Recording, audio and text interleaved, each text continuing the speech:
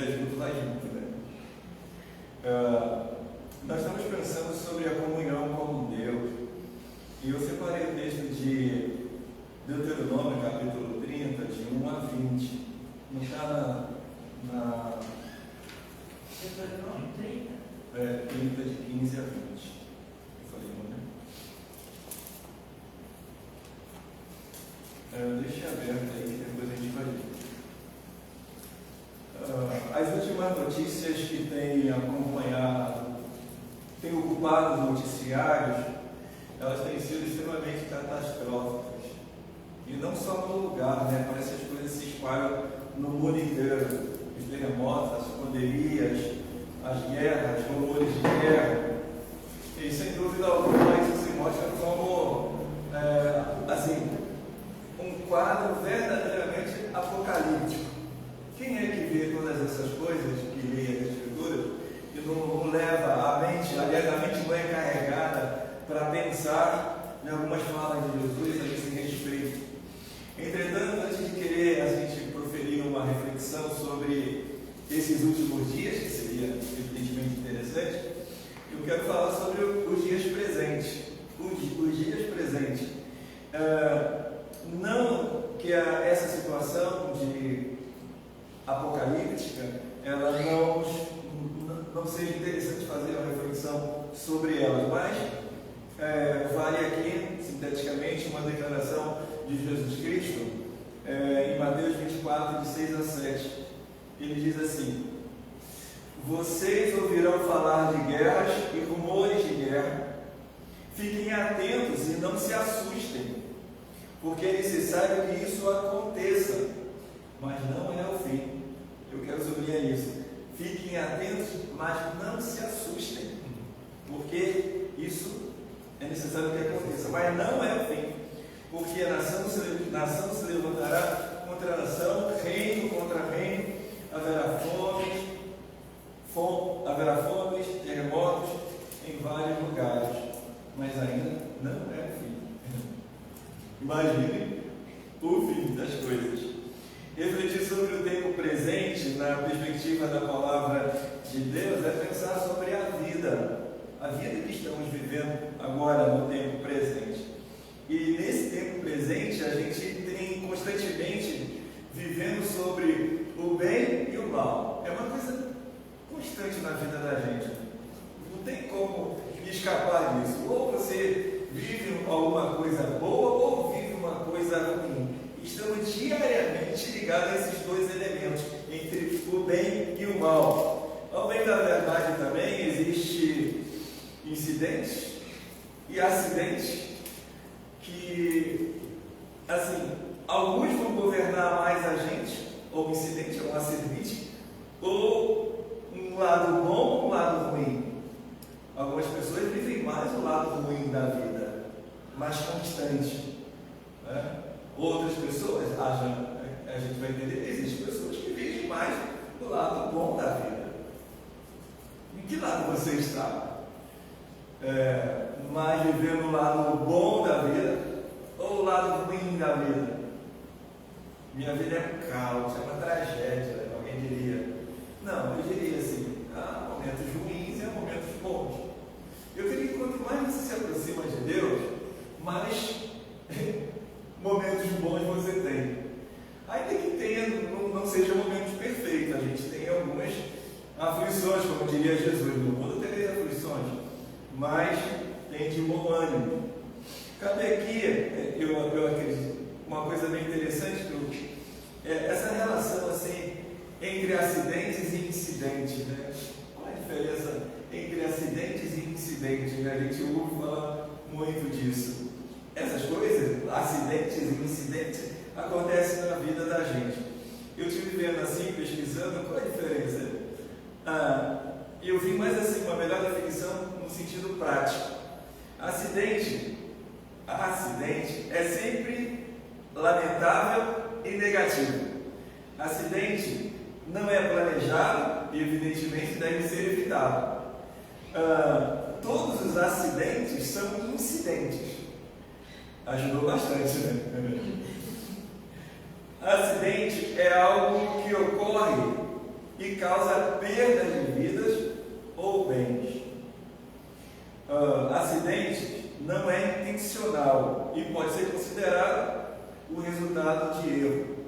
Alguém cometeu erro, não olhou que o sinal estava vermelho e foi direto. Foi um acidente. O incidente, ele pode ser positivo ou negativo. Nem todos os incidentes são acidentes. Está melhorando. Pode ou não haver perda de coisas em incidente. Pode haver ou não perda de coisas. O incidente, ele pode ser planejado ou não. O incidente, portanto, ele pode ser intencional ou não. Diferente do acidente. Portanto, não é resultado de um erro. O incidente não é resultado de um erro, tal como o acidente. Em síntese, o acidente ou o incidente, quando eles são causados intencionalmente, eles podem ser considerados como uma sabotagem. E a gente vai ver que alguns comportamentos que a gente tem, tendo conhecido, por exemplo, a coisa certa que tem que ser feita, e a gente faz a coisa errada, eu diria que isso é uma sabotagem. E quantas atitudes nós tomamos na nossa vida que sabotam contra a nossa própria vida? Sabotar a própria vida é, sobretudo, um autoflagelo, uma autodestruição, autorruína, autocatástrofe, é a escolha para o mal de você mesmo. Quando a gente tem uma coisa certa para fazer e a gente faz a coisa errada, nós estamos fazendo uma sabotagem, eu diria, muitas vezes diretamente com a gente mesmo. Deus fala para a gente honrar pai e mãe, a gente desonra, nós estamos sabotando a nossa vida. A gente vai ter vida curta, não é assim que a Bíblia diz? Honre teu pai e tua mãe para que te prolongue um dia na terra que o Senhor teu Deus te dá. Quando Deus quis criar o homem, aliás não, antes disso, a Bíblia vai nos mostrar que Deus nos dá o direito de fazer a boa escolha. Deus nos dá o direito e nos chama para que a gente faça a boa escolha. E qual é a boa escolha? Eu diria, escolha a bondade de Deus. Deus oferece, nesse texto que a gente vai ver, Ele oferece o caminho da vida e o caminho da morte. O caminho da vida é o caminho do bem. O caminho da morte é o caminho do mal. Ele fez a luz e também Ele é Senhor das trevas. Acho interessante que o diabo é colocado na Bíblia não como o rei das trevas. Ele é o príncipe das trevas. Já parou para pensar nisso? Sim. Porque se ele fosse rei das trevas, ele seria soberano sobre as trevas. Ele poderia fazer o que quer com as trevas. Ele não pode fazer o que quer, porque soberano é Deus, sobre tudo. Ele é o Senhor da luz e também das trevas. Tanto que no último dia, quando ele voltar, ele vai colocar um para a luz, outro para o reino das trevas. Eu quero afirmar nesta reflexão, à luz da palavra de Deus, que enquanto que o viver é o bem, a morte é o mal. Deus é a fonte de bem, da verdadeira vida. Estar em comunhão com Deus é então poder viver eternamente no bem. Nesse texto de Deuteronômio, capítulo 30, de 15 a 20, Deus está chamando o povo, eles vão entrar na terra prometida, lembra? Está lá, Deuteronômio, eles estão assim à porta da terra prometida. Deus quer que esse povo não só entre e receba a bênção, Deus quer que eles não só recebam, mas eles possam preservar a bênção. Quantas vezes Deus nos abençoa e a gente não sabe preservar a bênção? O que aconteceu com o povo de Israel, né? Não soube preservar a bênção e perdeu a bênção. Eu vejo isso em muitas pessoas.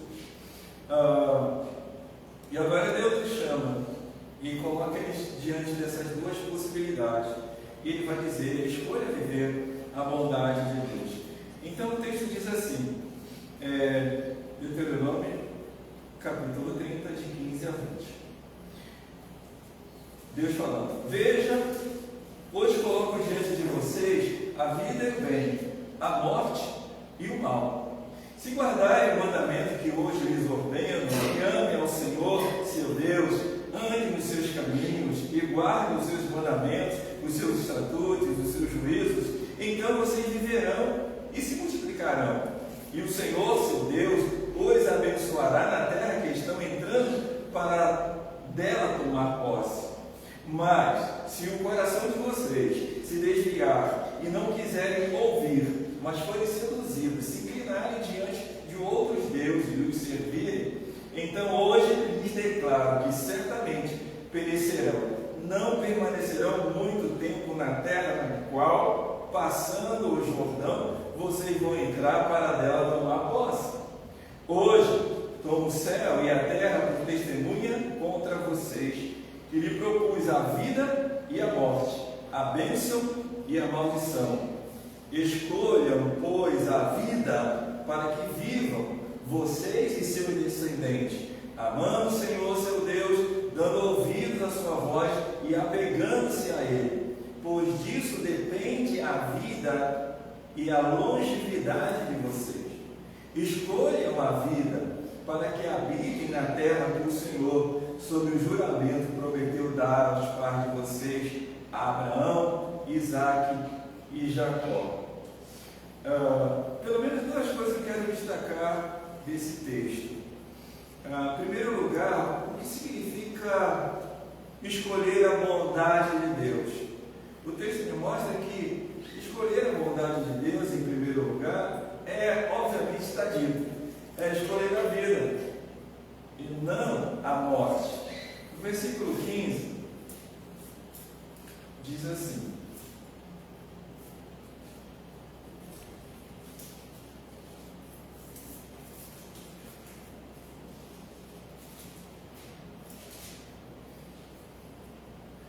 vê que proponho hoje a vida e o bem, a morte e o mal. Eu digo, escolher a vida e não a morte é escolher o bem, é escolher viver sob a vontade de Deus. Versículo 16 ainda diz assim: se guardares o mandamento que hoje te ordeno, que ames o Senhor teu Deus, observe agora, ande nos seus caminhos e guarde os seus mandamentos e os seus estatutos e os seus juízos, então viverás e te multiplicarás, e o Senhor teu Deus te abençoará na terra a qual passas a possuir. Parece-nos que não basta simplesmente você viver para viver o bem. Seria bom, né? Sai do ventre da mamãe, então agora você só vai viver o bem, vai desfrutar do paraíso aqui. Não é assim. A gente é hoje resultado, de primeira mão assim, de nossas escolhas. A gente vive hoje, evidentemente tem acidentes. Acidentes não são coisas comuns, né? Mas a gente vive hoje resultado de nossas escolhas. Eu fico às vezes pensando, né? A vida começa muito cedo, mais cedo do que você imagina. As escolhas que a gente tem para viver melhor começam cedo, bem cedo.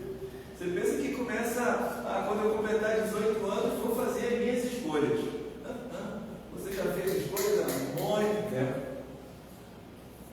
Daí, por exemplo, o que é o pecado? O pecado é resultado de mais escolhas. A priori, eu escolhi fazer a minha vontade, não a vontade de Deus. Eu igual, eu pequei, eu transgredi. Eu diria assim, começa muito cedo. Muito cedo. Quando você tem lá quando você tem noção do certo e do errado, você já pode fazer a escolha. Você está lá na escola. Bem, você tem lá seus 8 anos. Aí tem lá o lápis do colega muito bonitinho. Você ficou olhando para aquele lápis, eu não tenho aquele lápis. Aí o coleguinha vai lá, sai embora e você vai e coloca dentro do bolso. Começou a fazer mais escolhas. E a gente vai ver que as coisas começam ali muito cedo. Lá em casa a gente foi criado na igreja desde cedo, né? E eu lembro de entre 11 e 14 anos, nós fomos chamados para, como é que é isso aqui já?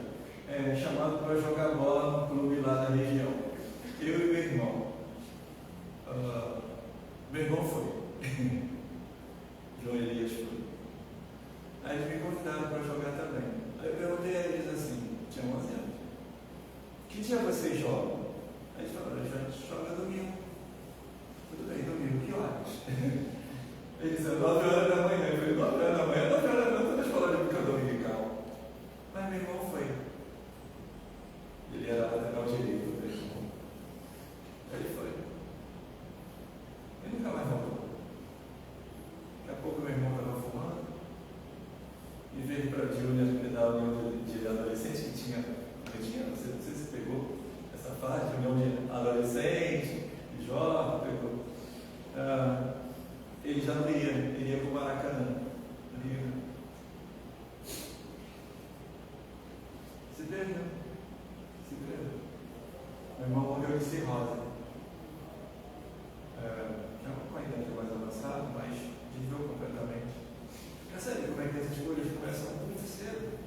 Mais cedo do que você imagina. A vida pode complicar ou não. E como é que a gente vai fazer melhores escolhas? À luz da palavra de Deus, o Senhor disse aqui, né? Que andes nos meus caminhos, guarde os meus mandamentos, meus estatutos e os seus juízos. Então você vai viver e vai se multiplicar. E vai ser abençoado e vai abençoar outras pessoas. Escolher a vida é escolher obedecer a palavra de Deus. Escolher a vida, escolha a vida. Sobre todas as palavras, seja lá de quem for, do pai, da mãe, da esposa, do esposo, do ancião, não sei quem, até do pastor também, escolha a palavra de Deus. O Senhor está dizendo isso, mas a palavra de Deus não está dizendo isso. Entende? E você escolher a boa vontade, escolher a Deus.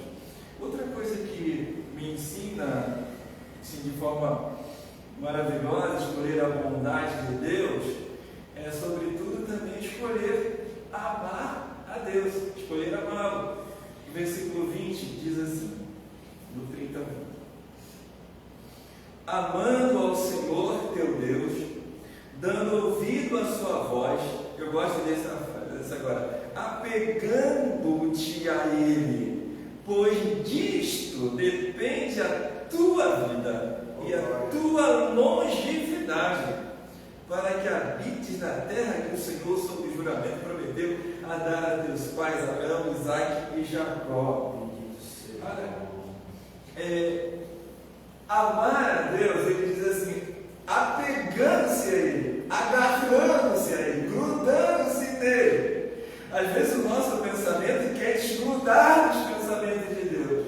Às vezes os nossos sentimentos são completamente contrários aos sentimentos de Deus. E às vezes as pessoas querem impor isso na gente. E agora, a quem eu vou dar atenção? A gente passa decepções na vida. A gente passa, como você falou, a gente passa privações, tentações, constantemente. E a nossa carne quer uma coisa, né?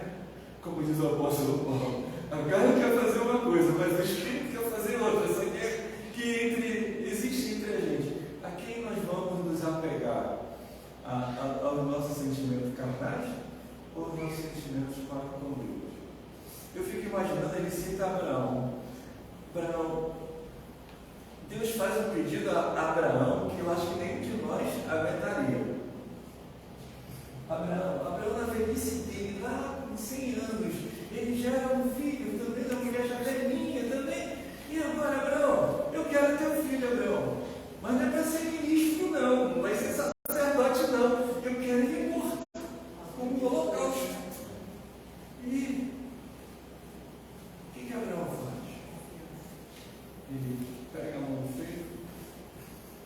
está agarrado só na mão do filho para levar. Ele está agarrado à confiança que ele tem em Deus. Isso que a mente dele está grudada. Às vezes a gente tem que fazer isso, recorrer à nossa mente, porque a gente se decepciona com a igreja, a gente se decepciona com irmãos da igreja, a gente se decepciona com líderes da igreja, a gente se decepciona com a política do mundo, a gente se decepciona com a gente mesmo, acho que é a pior de todas, né? Com a gente mesmo. E quando não, a gente, na nossa visão equivocada, a gente se decepciona com Deus. E aí? Está desgrudado. Ele diz, não, amar a Deus, para amar a Deus, você tem que se agarrar a Ele, agarrar-se na fé no poder dEle. Entende? Essas coisas eu não entendo, essas coisas são difíceis, muito difíceis, mas eu me apego. Eu sei que o Senhor é o Deus perdoador, eu sei que Deus é um Deus bondoso, Ele tem a certeza disso, Abraão tem essa certeza, Jacó tem a certeza, eu não te largo enquanto tu não me abençoar, eu estou agarrado em Deus. Meu pensamento, seu pensamento, precisa estar focado nisso. As coisas estão se mostrando completamente contrárias àquilo que eu entendo, mas eu quero me agarrar em Deus. Sabe por que você pode se agarrar em Deus, amar a Deus? Porque eu conheço a Deus. E entende isso? Se agarra mais a Deus, aquele que conhece a Deus. Eu sei, como Paulo diz, né? Eu sei em quem tenho crido. Eu estou passando necessidade, eu passei naufrágio, fome, mas eu sei em quem tenho crido, que Ele é poderoso para guardar o meu depósito. Ele se agarra, ele se apega a isso. Disso depende a nossa vida, disso depende o bem que vivemos. Quando a mente e o coração se vê decepcionado dessas múltiplas coisas, agarre-se na mente e o coração ao Senhor. Escolha sempre acreditar na bondade de Deus. Escolha sempre acreditar. Eu não entendo tragédias, mas eu sei que Deus é bom. Eu não entendo, mas eu sei que Deus é bom. E eu vou louvá-lo. Alguém, à luz da Bíblia, fez uma analogia que eu achei bem interessante. Ele disse assim, talvez você tenha ouvido que eu peguei isso num depoimento na internet. Quando Deus quis criar os peixes, Ele falou ao mar, né? Produza, né? Quando Deus quis criar as árvores, Ele falou à terra. Quando Ele quis criar o homem, Ele voltou-se para Ele mesmo e disse, façamos o homem conforme a nossa imagem, conforme a nossa semelhança. Se você tirar o peixe da água, o que acontece com o peixe? Morre. Se você tirar a árvore do solo da terra, o que vai acontecer com a árvore? Morre. Da mesma forma, o homem desconectado com Deus, separado de Deus, ele morre. Ele é um morto ambulante. Da mesma forma como o homem é desconectado de Deus, ele morre. Deus, portanto, é o nosso ambiente natural. A gente foi criado para vivermos unidos com Ele. A água sem o peixe continua sendo água. A terra sem a árvore continua sendo terra. Da mesma forma, Deus sem o homem continuará sendo Deus. Mas o homem sem Deus não é nada. Que Deus possa nos abençoar e possamos cultivar constantemente o nosso amor, estar ligado à bondade dEle, escolhendo sempre a vida, obedecendo a palavra dEle, escolhendo sempre amá-lo. E à medida que você vai conhecendo mais a Deus, mais você se apega a Ele. Vamos essa campanha de leitura da palavra, a gente vai conhecendo mais a Deus. E que você você cada vez mais que conheça Deus, você possa amá-lo mais e mais. Apegue-se sempre à bondade de Deus.